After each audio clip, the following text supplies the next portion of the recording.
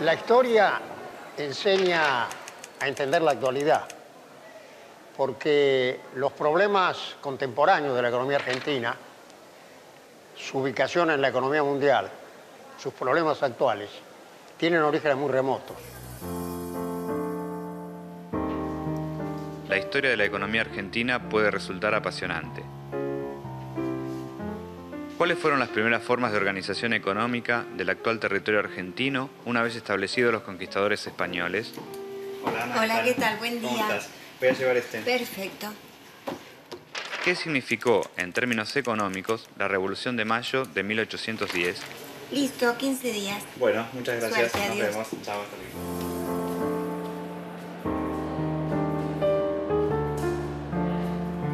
Hola, Aldo. Hola, ¿Qué tal? ¿qué ¿Cómo tal? está? ¿Cómo Qué anda? sorpresa. Bien, bien. ¿Tiene tiempo? Sí, ¿Vamos a tomar un café? perfecto, Va, buena idea. va.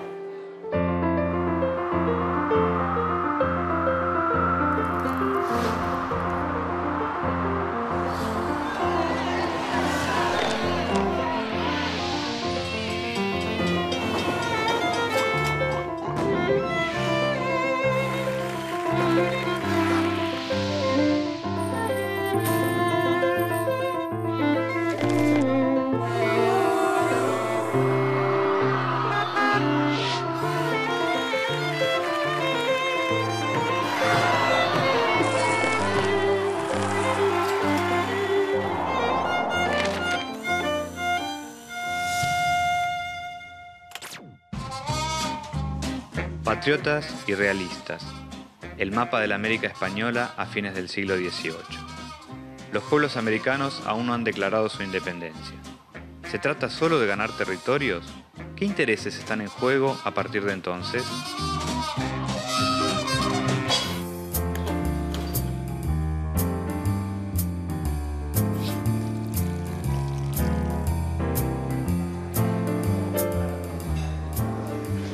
Buen día. Buenos días, ¿qué tal? Acá veo esta moneda de $1. Hace muchos años, cuando yo fui ministro de Oscar Allende en la provincia de Buenos Aires, durante la presidencia de Frondizi, un amigo industrial me regaló una moneda original de estas. Esta es una réplica de aquella moneda. La primer moneda patria. Esta ¿Ah, la sí? mandó a hacer la asamblea del año 13. Por ese entonces todavía se acuñaban en Potosí. La fabulosa empresa que significó la conquista de América fue fruto de la expansión de los pueblos de Europa.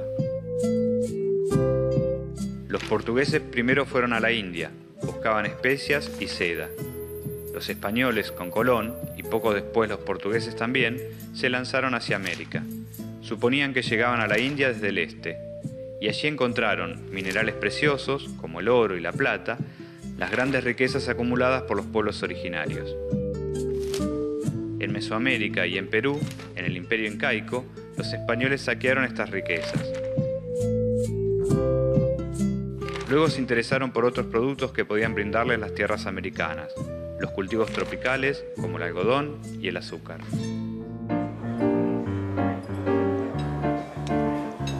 Muchas gracias. Y esa búsqueda fue lo que motivó a los españoles a internarse en el territorio del Río de la Plata. Acá no encontraron nada de eso. Claro, por eso es que esta zona de la que sería después la famosa región pampeana no tenía ningún atractivo para los españoles. Y por lo tanto no se produjo un desarrollo importante como ocurrió, por ejemplo, en lugares donde había minerales preciosos o tierras tropicales para producir azúcar, como sucedía en el Caribe, desde luego en Perú con los grandes yacimientos minerales. Entonces había, digamos, economías de bajo nivel de intercambio.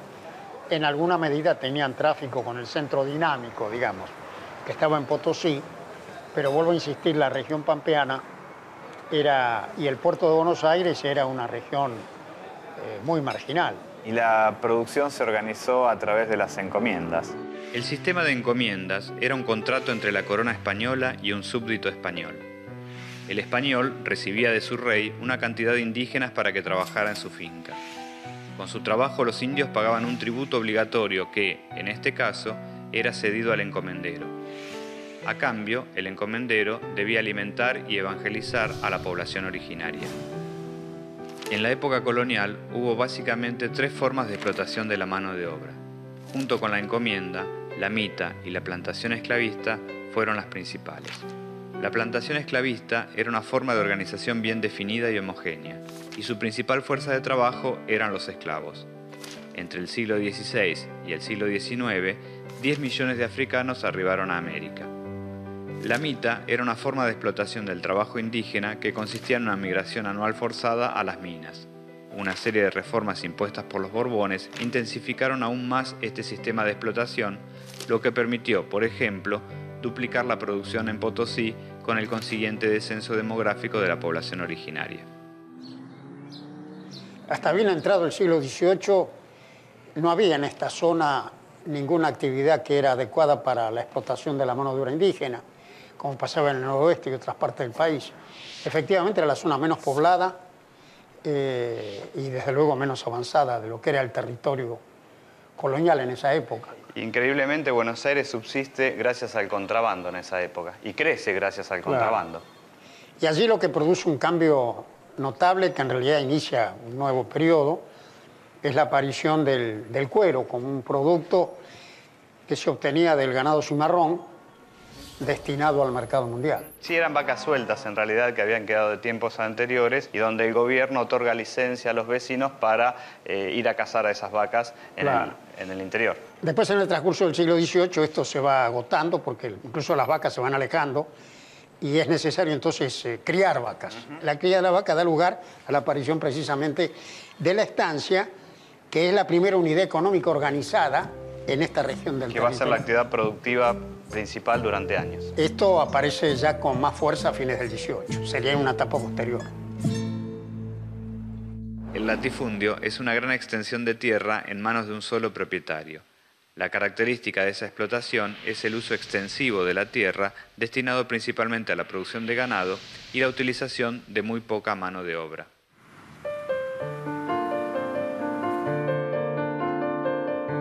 Aquí tiene Aldo lo que me pidió. Muchas gracias, muy amable.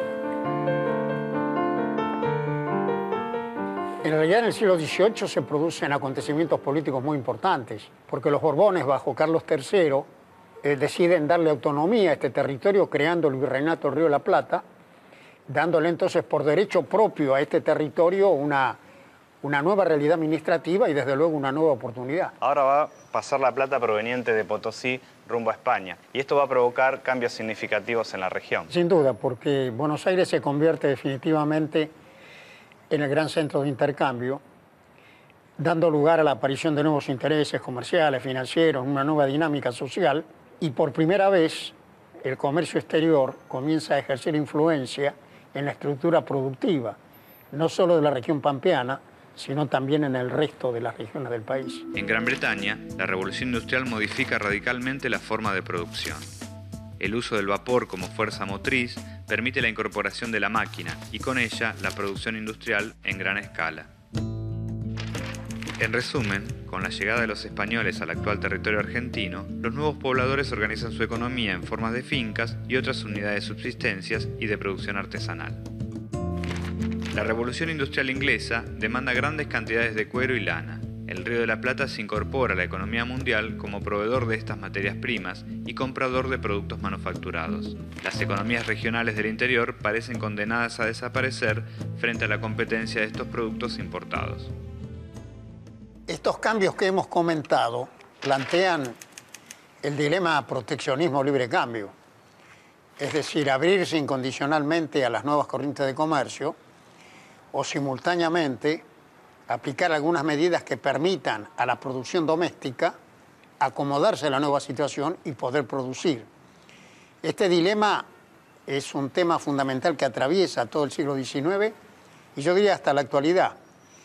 Y es el viejo y tradicional tema del desarrollo económico, que transcurre en gran medida en torno de la política comercial y de la alternativa libre cambio o proteccionismo. Proteccionismo no entendido como el aislamiento del comercio mundial, sino de las condiciones necesarias internas para fortalecer la capacidad de la propia producción de vincularse al sistema internacional.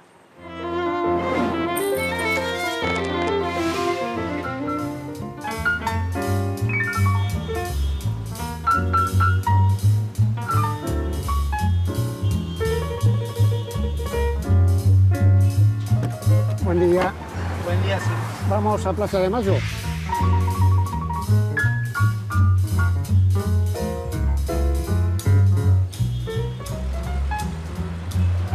En esta plaza comienza el proceso de independencia a principios del siglo XIX, que tan significativo va a ser para los cambios que se van a producir en la economía argentina por el resto del siglo, ¿no? Básicamente la discusión entre el librecambio y el proteccionismo, que va a ser fundamental para el proceso que sigue. Por las mismas razones comienza a surgir la preponderancia de la provincia de Buenos Aires, que tenía el dominio del puerto y las praderas fértiles más cercanas al puerto y las primeras que se ocuparon en el transcurso del siglo XIX. Así que esto plantea ya la fractura entre una provincia con un núcleo dinámico ligado a la ganadería y el resto del interior que seguía de alguna manera funcionando conforme a las economías regionales de subsistencia. Al viejo esquema colonial. La vieja economía colonial. Y esto de luego da lugar a toda la confrontación de las luchas federales y finalmente la culminación con la organización nacional y el predominio definitivo del puerto y de la provincia en la organización económica y política del país. La Revolución de Mayo consolida el papel de Buenos Aires. El librecambio se constituye en el objetivo y la filosofía política de los núcleos comerciales y las clases dirigentes.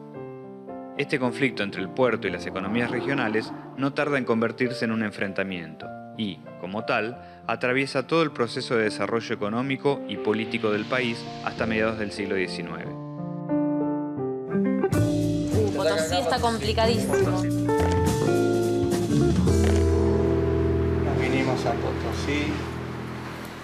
Si tuviera que elegir un lugar como para ver la situación de la economía argentina a fines del siglo XVIII, principios del XIX, sí, ¿qué lugar me recomendaría? Mire, hay que buscar algún lugar, alguna actividad de carácter artesanal semejante a las que se hacían en aquella época. Hay una abadía benedictina donde hacen una serie de actividades de esta naturaleza. Así que si tienen ganas de hacer el viaje, hágase una escapada y después me cuenta. Perfecto, perfecto. Nos vemos Buen entonces. viaje, Marcelo, Muchas hasta gracias. luego, Hasta luego. hasta luego.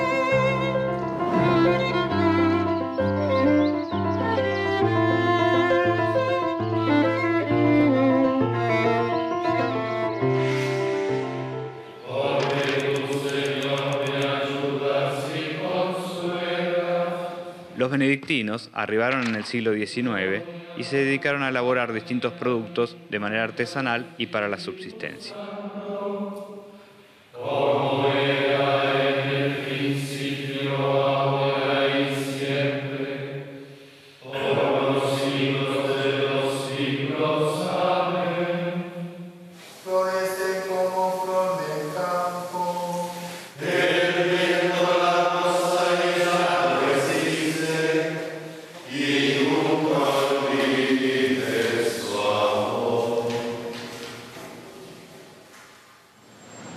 Buenos Aires era una localidad extremadamente atrasada y los escasos poblamientos que había en el territorio estaban concentrados en el centro, en Córdoba, en el noreste, en Cuyo, la Patagonia deshabitada, y por lo tanto se formaron economías cerradas, economías en gran parte de autosubsistencia, con un bajo nivel de intercambio recíproco, sin producir nada de las cosas esenciales que se pedían en el comercio mundial de la época, y por lo tanto toda la historia del periodo colonial argentina hasta mediados del siglo XVIII es una historia de marginalidad, de poca importancia, de economías con un escaso nivel de avance económico y claramente también de comercio internacional.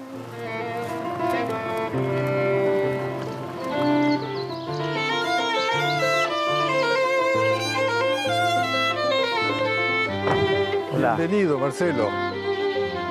Has elegido un día frío. ¿Qué tal? Así que el día no ayuda, ¿no? Vamos para adentro. Padre, ¿por qué no me cuenta un poco las actividades que se desarrollan en el monasterio? O en los monasterios en general. Los monjes llegan acá en el año 48. Yo con 10 años ingreso en el año 52. Así que conozco la historia del monasterio medio desde los pañales. Inicialmente, digamos, eran 6 monjes no sacerdotes y 6 monjes sacerdotes. Los monjes sacerdotes se ocupaban más bien de la parte, diríamos, pastoral, de la parte... Bueno, y los monjes claro, y los monjes no sacerdotes se ocupaban de los trabajos. Uno se encaró un viñedo, el otro encaró la huerta, el otro encaró la apicultura, el otro encaró los frutales. Y claro, como se había formado una escuela agrícola también que atendían los sacerdotes, los chicos, a la vez que estudiaban, a la tarde trabajaban y aprendían distintos rubros. Así que, ahora todo con una lógica artesanal. Muy artesanal. Sería una especie de producción preindustrial o protoindustrial, con trabajo humano. Yo te diría que no solo protoindustrial, sino que hasta los instrumentos se hacían acá. Por ejemplo, la prensa se fabricó acá, la máquina de moler, la uva se fabricó acá. Hay que comprender que estos eran monjes suizos, que vienen con un concepto artesanal de siglos.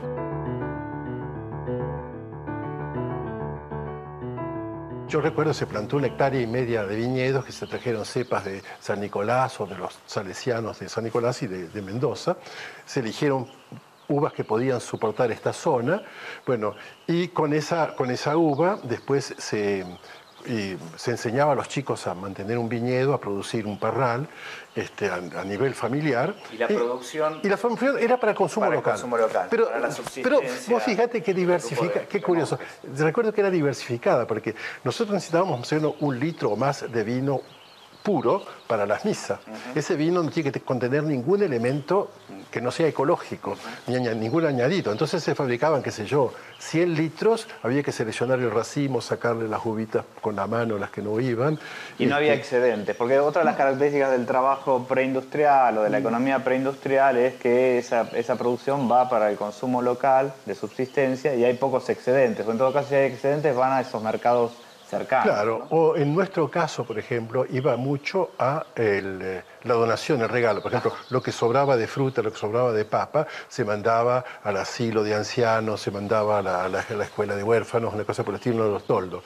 En ese momento no había, es decir, básicamente existía ese tipo de cosas y después existía el trabajo rural, que era lo que daba la alimentación fundamental, las 100 hectáreas de trigo sembradas o los 60 novillos engordados, diríamos.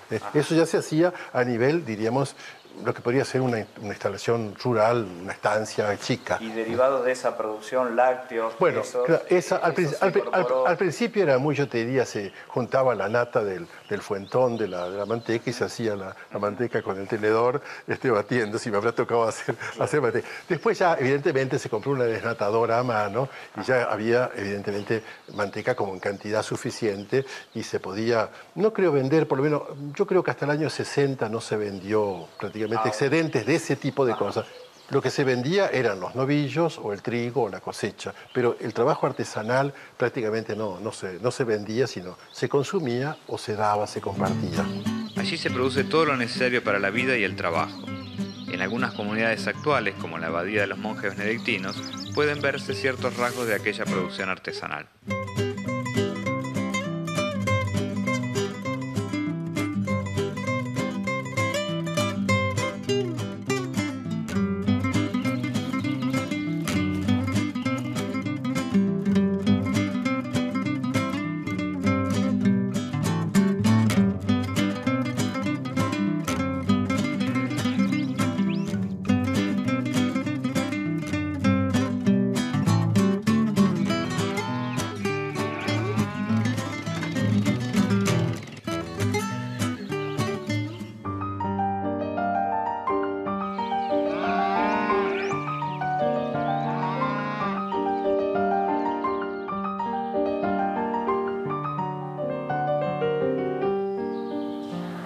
Hola, ¿qué tal? Buen día.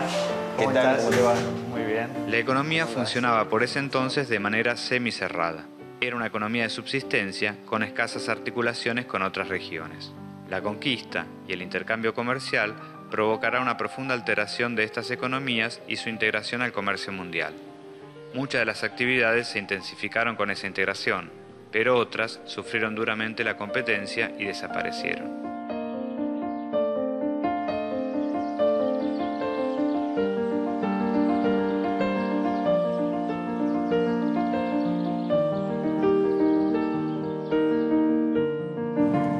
En el siglo XVII se vendían 20.000 unidades de cuero por año. A fines del siglo XVIII ya superan el millón y en 1850 llegan a 2,5 millones de cueros por año. Hasta 1820, apenas el 20% del territorio argentino está ocupado por los descendientes de los españoles. 20 años más tarde, por las campañas de Martín Rodríguez y de Juan Manuel de Rosas, el espacio disponible en la zona rural de Buenos Aires se ha triplicado. En 1840 se distribuyen 8.600.000 hectáreas entre 293 propietarios, casi 30.000 hectáreas por persona. En 1857 sucede otro tanto con las tierras más allá de las fronteras.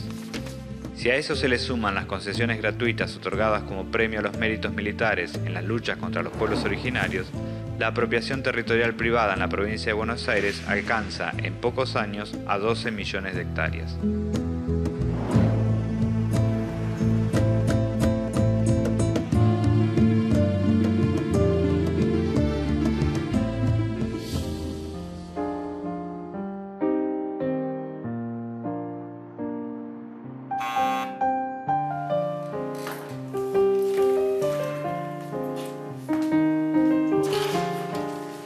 Marcelo, ¿cómo le va? ¿Cómo está?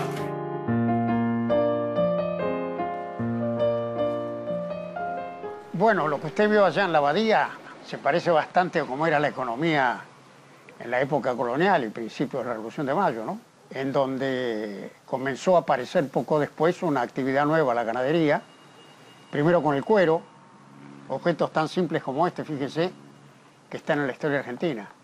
Y la ganadería, claro, era una actividad que tenía una doble característica, requería mucha tierra y poca gente. Y esto posibilitó un desarrollo considerable a pesar de la escasez de población en el territorio argentino. Sí, básicamente en la región pampeana, pero en realidad buena parte de esa región pampeana estaba ocupada todavía por las comunidades primitivas, ¿no? Así es. El norte de la provincia de Buenos Aires sí estaba en explotación, pero no el sur, tampoco el sur de la provincia de Santa Fe ni de Córdoba, ¿no? Y no más de un 20% del territorio nacional estaba ocupado por los herederos de los conquistadores, digamos, ¿no es cierto? Estaba por delante toda la tarea de la ocupación territorial. Este periodo de grandes transformaciones económicas y productivas se caracteriza por una creciente integración de la economía colonial al mercado mundial, un proceso que se acelera luego de la independencia. La producción de materias primas se impondrá como eje central de la economía argentina por muchas décadas.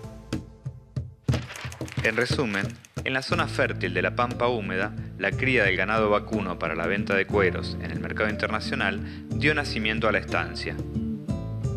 Comenzó el proceso de apropiación y concentración de la tierra en unas pocas manos.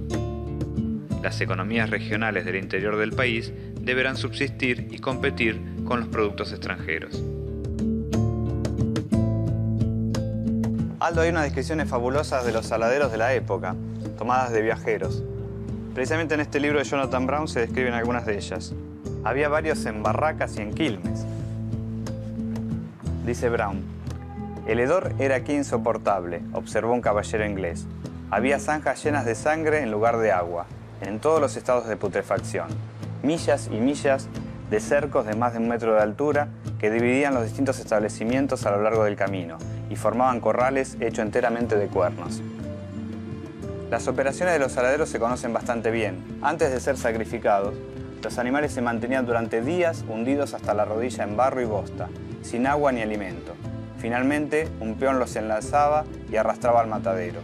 Otro obrero los desjarretaba y les clavaba un cuchillo en la nuca, matándolos instantáneamente. Peones cubrían los cueros con paladas de sal y los amontonaban. La carne se quitaba de los huesos y se cortaba en tiras largas y delgadas que se dejaban enfriar. Las tiras se apilaban entre capas de sal, procedimiento que se repetía luego de varios días, y finalmente eran extendidas sobre varas para secarse al sol. La carne era colocada en toneles de madera con grasa. El resto de la grasa y carne con los huesos se trataba con vapor para extraer sebo y aceites. A falta de mejores métodos de limpieza, montones de cerdos compartían las entrañas con perros y jotes. Un relato impresionante, realmente, ¿no? Realmente. Sí.